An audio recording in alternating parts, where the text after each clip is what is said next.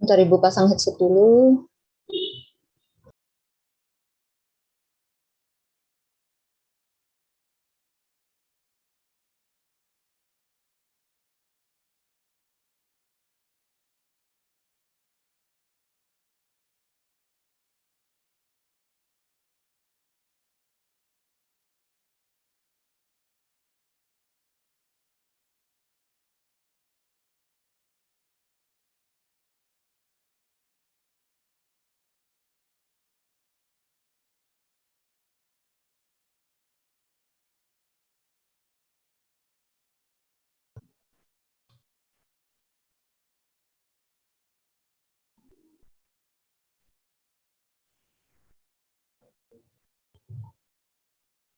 Ini kelas apa ya? Bentar. Ini kelas B, Bu. B, Bu. lapas ya? B, Bu, B.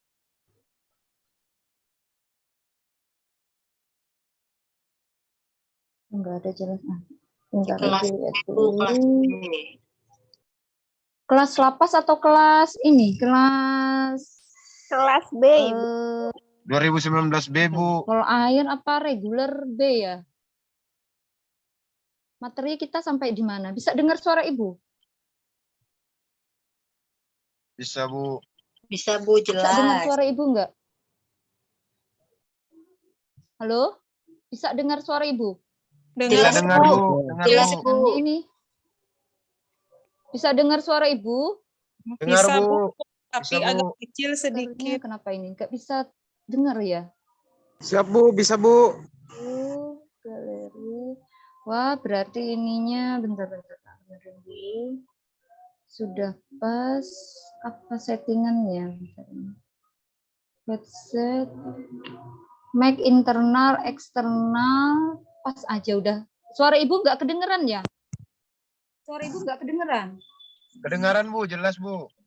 Halo? Jelas Bu. Kedengaran, Bu. Jelas, Bu. Bisa kedengeran suara Ibu? Jelas. Apa ini nggak kedengeran apa? Nggak kedengeran ya suara Ibu ya? Kedengaran, Bu. Halo? Suara kami malah kedengaran, Bu. Ini, aku juga bingung ini. Bisa dengar suara Ibu nggak? Jelas sekali, Bu. Halo? Oh, tapi Dengar, agak Bu. apa ya? Kenapa nggak bisa? Ya? Bisa Kedengar. dengar. Speaker Dengar, Bu, gimana? dengar. Gimana? Dengar, Speaker Ibu Bu. kenapa? Agak kecil aja sedikit, Bu.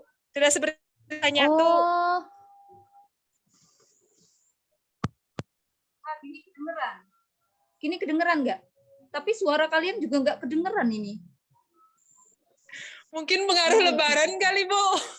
Nah, ya sudah. Oke. Terpaksa pakai ini ya. Sudah bisa terdengar. Suara kalian yang nggak ada. Gimana ini? Jelas, Bu. Nah, udah ya. Itu dong. Jadi kan ada Sama tanda. Bu. Enggak, speakerku kenapa ini ya? Sebentar. Coba dulu. Materi kita sampai di mana? Materinya sampai di mana? Nah, ini lagi di sini berarti. Bentar, speaker. Connect speaker out. Kedengeran? Bisa dengar? Bisa dengar, Bu. Oh iya, speaker out, tapi kalau headphone bisa dengar juga? Bisa, Ibu. Bisa, Bu. Ah. Bisa. Bisa, Bu. Iya, tapi suara kalian di luar. Berarti ininya Ibu yang rusak ini kayaknya. Mungkin, Bu. Iya, kayaknya ini yang rusak. Oke, berarti. Mungkin belum minal aizin, belum kali, Bu. Jadi, Bu. Oh, benar sekali. Bu. Masih suasana lebaran, kita masih. Iya, makanya saya juga terkejut-kejut hampir aja mau keluar tadi ya. Ada acara halal bihalal teman-teman di Fakultas Hukum Unlam. Ya terpaksa Ibu bela-belain dulu mengisi kalian sebentar ya untuk materi. Terima kasih, Bu. Iya, Ya. berarti minggu yang lalu kelas yang lain ya. Iya, Ah, iya. iya, Ibu bukakan materinya dulu supaya kalian ada muatannya. Salah.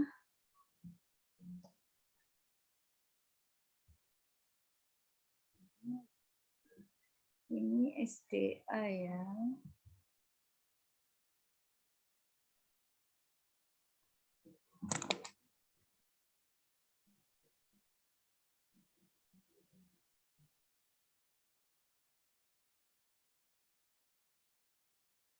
Bentar, Ibu buka dulu. Ini perbandingan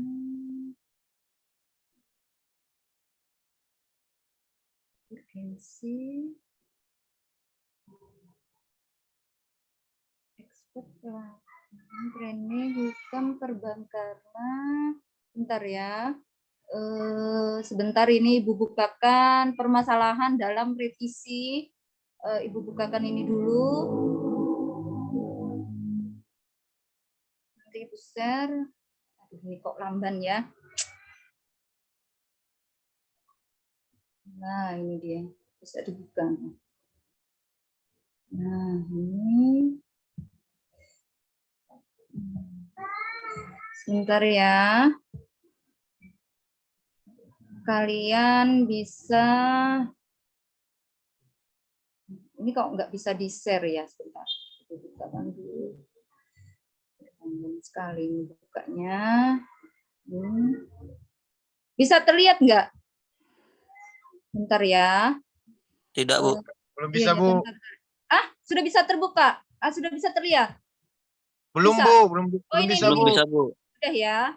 Nah, sebentar. Ah, bisa, Bu. Sebentar ya, Ibu bukakan dulu ini.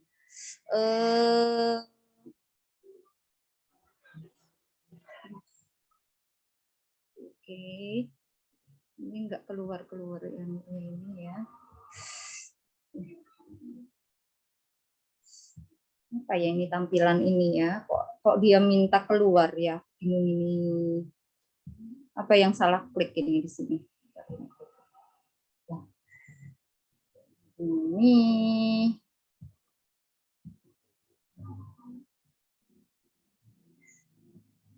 Gimana ini? Ini cancel. Ya. Meeting control. Nah, ini kacau banget ya. Bisa terlihat ya? Jelas, Bu. Oke. Ini ada beberapa konsep perubahan undang-undang minerba ya. Nah, kalian lihat ini dulu sebentar Ibu ke belakang.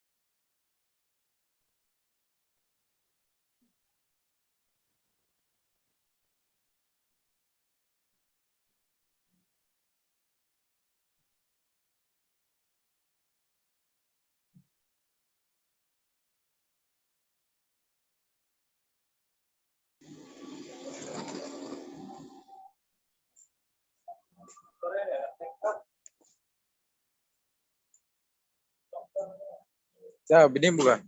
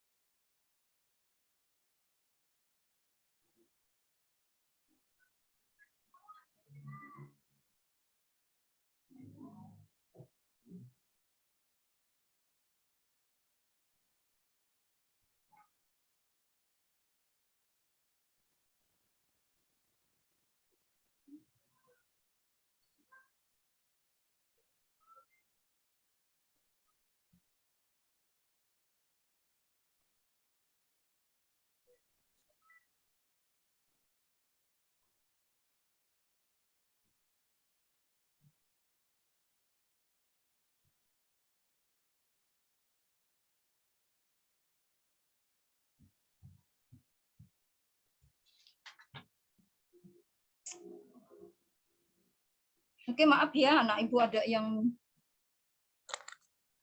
dia minta tadi. Lah Iya, Bu. ini, oke, ini mengenai konsep Undang-Undang Minerba. Ibu ambil bahannya dari para pakar pertambangan ya. Jadi ada beberapa perubahan. Sebenarnya ini bisa dianggap sebagai rasio legis ya, latar belakang dari latar belakang dasar yuridis maksudnya. Kenapa sih jadi ada perubahan Undang-Undang Minerba itu 4 2009 menjadi 3 2020 kan?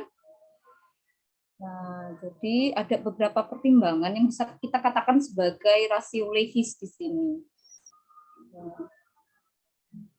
Konsep dari pemerintah itu sebenarnya hampir sama dengan Omnibus Law. Ya, di 3 2020 itu tujuan utamanya atau bisa dikatakan itu orientasi. Kan di awal Ibu udah sampaikan beberapa materi untuk perbandingan dari 12 perundang-undangan mengenai SDA kan kemarin.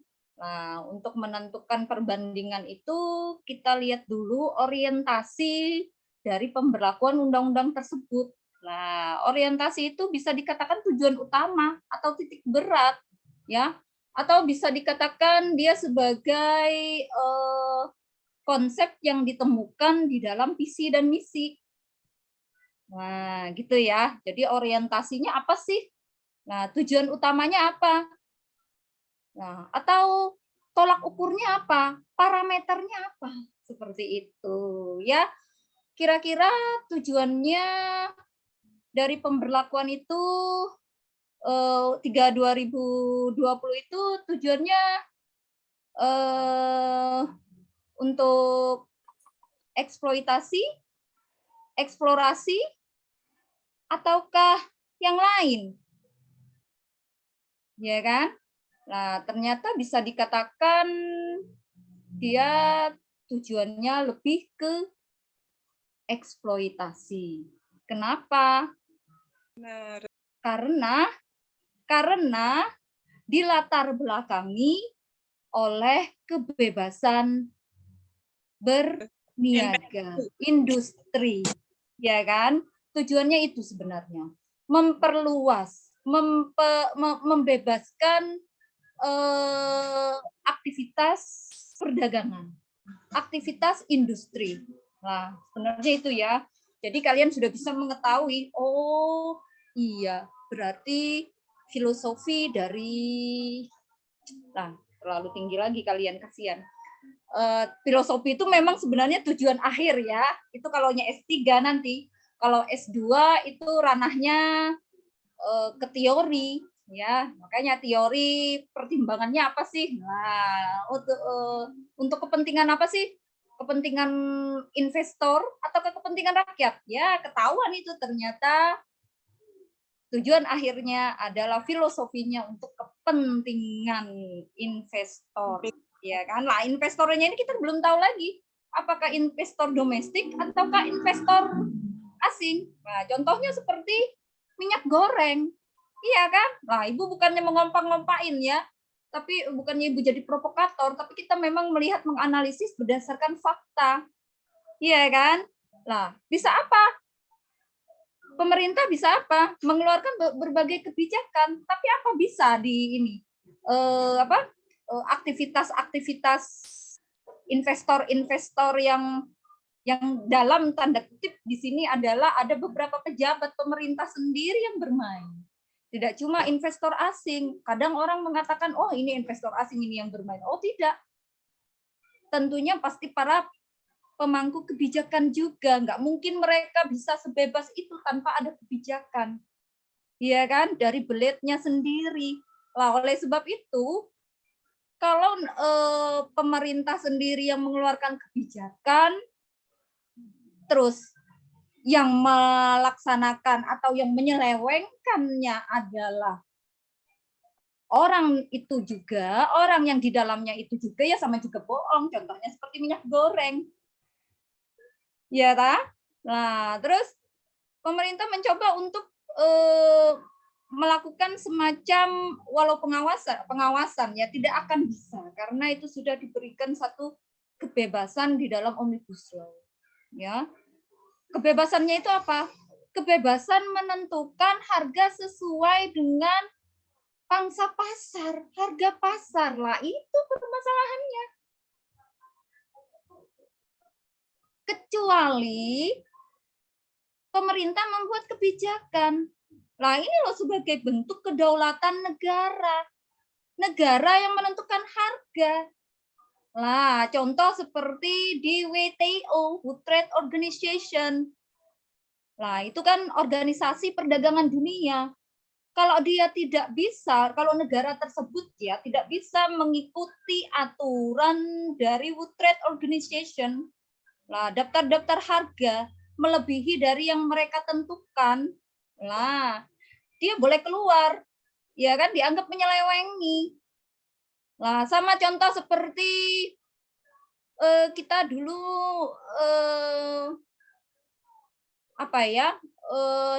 awalnya memoratorium nikel, iya kan? Masih ingat kan yang kejadian sebelum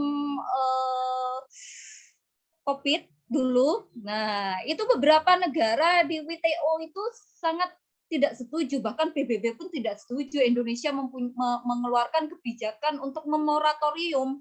Lah, bahkan minyak sawit pun dulu Indonesia, pemerintah Indonesia juga membuat satu kebijakan moratorium yang akhirnya beberapa negara itu banyak yang protes.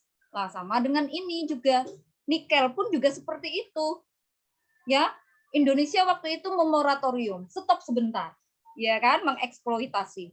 Kenapa? Karena tujuan utamanya adalah menjaga kedaulatan negara. Nah, kita menentukan harga terlalu rendah waktu itu. Nah, Indonesia berusaha mencari momen untuk meningkatkan harganya lagi, ya. Nah, itulah kebijakan-kebijakan yang sebenarnya pemerintah Indonesia itu harus mendapat dukungan ya, tunjukkan loh bukti dari kedaulatan negara itu seperti apa sih? Contohnya seperti minyak goreng, iya kan? Nah sebenarnya jawaban dari sekian permasalahan yang ada di Indonesia ini ya kembali ke pemangku kebijakan sendiri. Sebenarnya seperti itu menurut saya. Oke, nah kembali ke sini. Nah, 3/2020 ini rencananya juga bakalan ini sedang di judicial review ya. Nah, karena dia sangat dianggap merugikan sekali. Ya, merugikan bagi investor yang di dalam negeri sebenarnya. Contohnya apa? Lah, contohnya semacam pendaftaran perizinan, perubahan perizinan. Lah, itu kan maunya kan satu pintu aja ya. Nah, ternyata bahkan perizinan perubahan ya, perizinan baru maupun perubahan pun menjadi semacam momok ya. Ini pun banyak yang ngantri untuk pendaftaran itu. Jadi dia tidak bisa menjadi satu solusi ternyata Undang-Undang 3 2020 ini. Wah, ini ada, coba kalian pelajari di sini ya, konstitusionalitas. Bahkan sebenarnya yang bagus masih di sini menurut saya. Makanya Ibu memberikan semacam perbandingan ini dengan undang-undang baru. Ini masih bagus. Ya. 4/2009 ini sebenarnya masih bagus. Tapi karena itu ada perubahan di smelter, penegasan ya sebenarnya itu penegasan pada smelter, pabrik smelter di pasal berapa itu yang di Undang-Undang 4 2009 169 ya, huruf A dan B itu yang juga dia meminta untuk segera penyetaraan. Nah, itu ada beberapa perusahaan pertambangan itu yang belum melaksanakan, gitu ya, yang belum habis, bahkan juga belum mencapai satu kesepakatan. Nah, jadi menurut Ibu undang-undang ini masih bagus ya di undang-undang. Entahlah nanti kalaunya itu nanti setelah hasil dari judicial review-nya akan disetujui oleh MK, tentu akan kembali ke sini, ya. Nah, coba kalian analisa benar-benar. Ada beberapa permasalahan di sini. Silakan screenshot saja.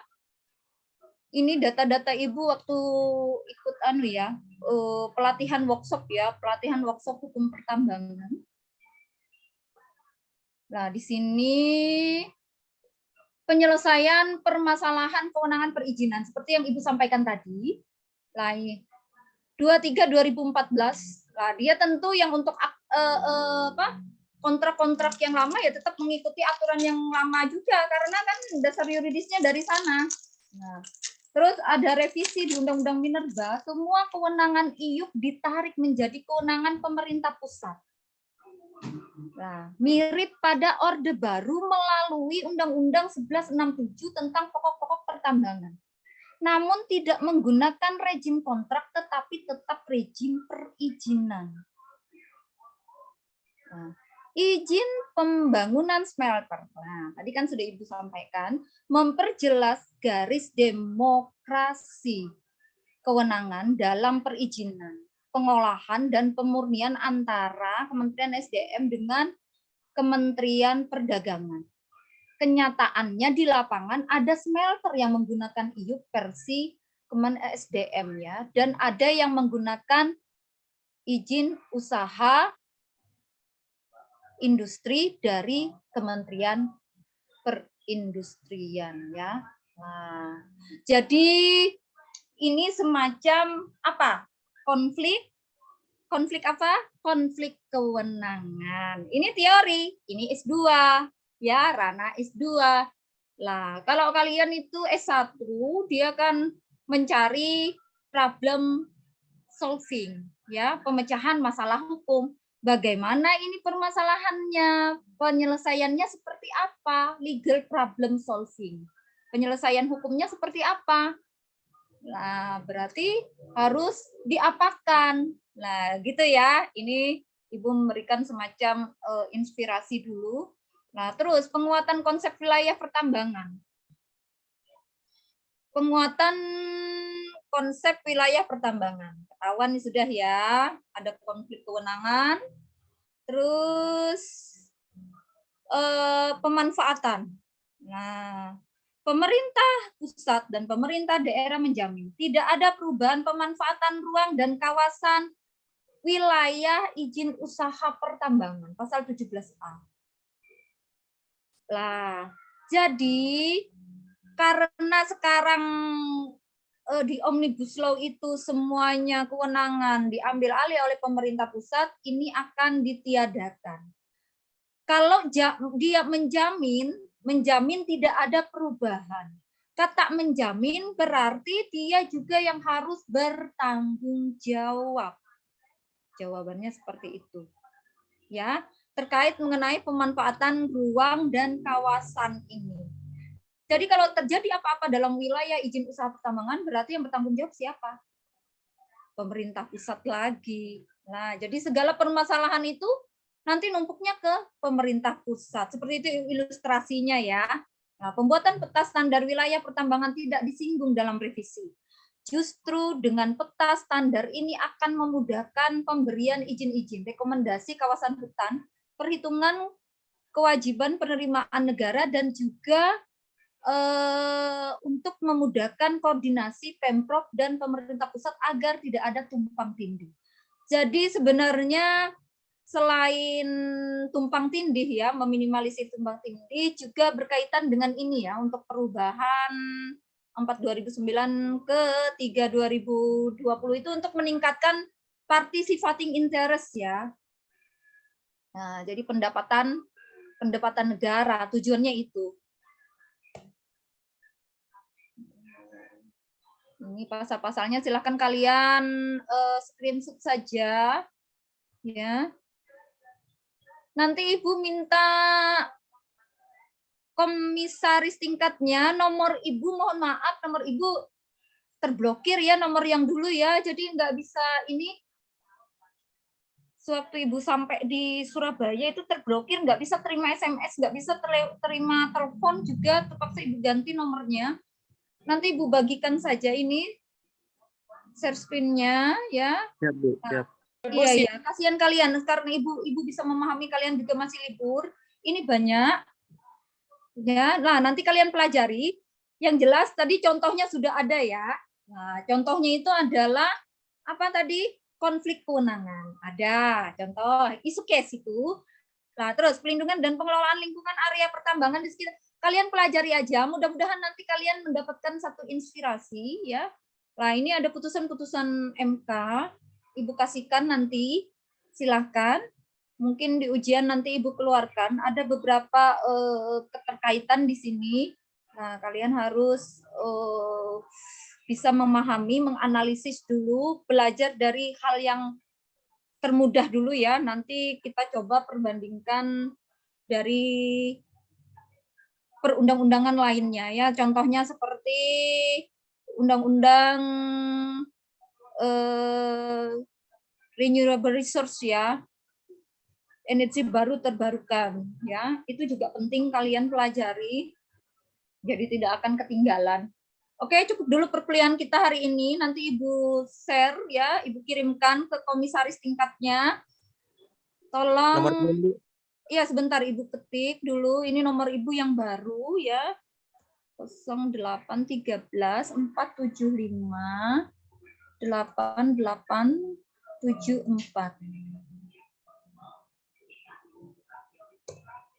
Udah ya. Bisa diulang lagi nggak, Bu? Apa itu? 0813 ini sudah Ibu chat, 475 8-nya 3 kali 74. Siap, Bu. Siap. Terima kasih, Bu. Oke, nanti Ibu kirimkan, ada beberapa slide yang mungkin nanti Ibu kirimkan ya, supaya kalian nggak ketinggalan dengan kelas yang minggu lalu. Ya. Oke, selamat berlibur, selamat berlebaran bagi yang sedang merayakannya, dan bagi yang non-muslim selamat holiday ya. Oke. Siap, Bu. Mohon maaf lahir batin ya. Juga, Ibu. Salam hilap Ibu. Iya, mudah-mudahan kita ketemu lagi insya Allah Amin. akan datang ya. Jaga kesehatan. Banyak, Ibu. Sehat, Ibu. Oke, assalamualaikum. Waalaikumsalam. Waalaikumsalam warahmatullahi wabarakatuh.